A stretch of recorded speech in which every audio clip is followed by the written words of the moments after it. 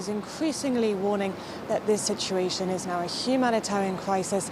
Over 1.2 million people have been displaced, and human rights groups are saying that nowhere in the country is really safe. Here in Beirut, it feels like a city holding its breath.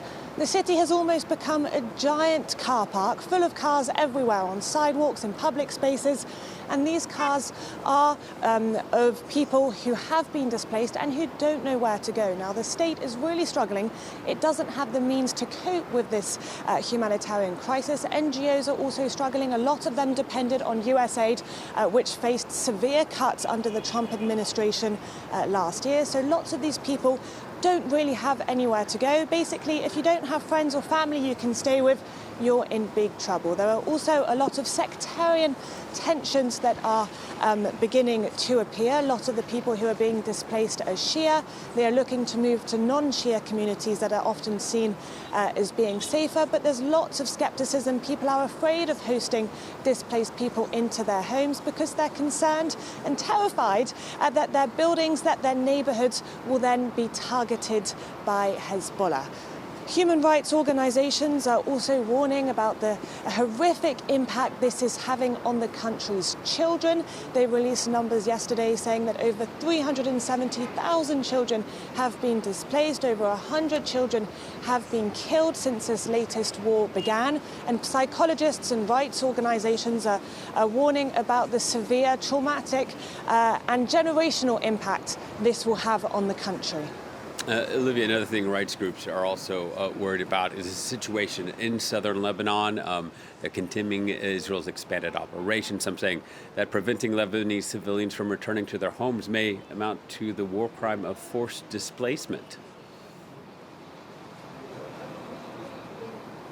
Yes, well, the fears of an occupation in southern Lebanon are very, very real. The people who are now being displaced are often being displaced now for the second or third time since 2024. Many Lebanese people I've been speaking to have told me that they feel like history is just repeating itself over and over again.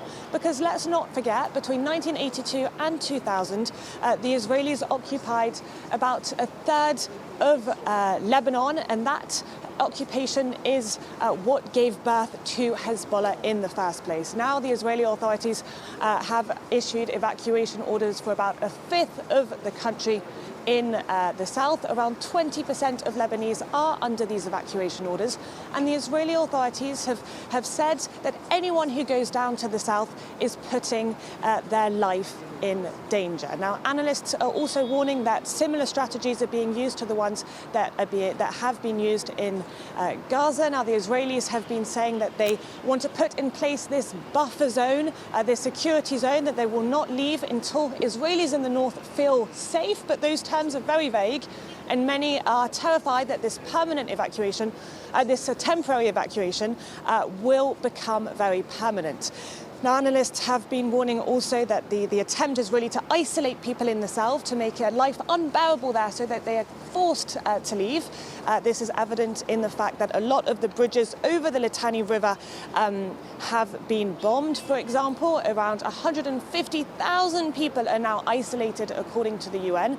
It appears that the aim of the Israelis is to block aid from coming in, to block food and water. They've also been targeting health facilities, health workers, to really try and push people out, to not give them a choice at all in the matter.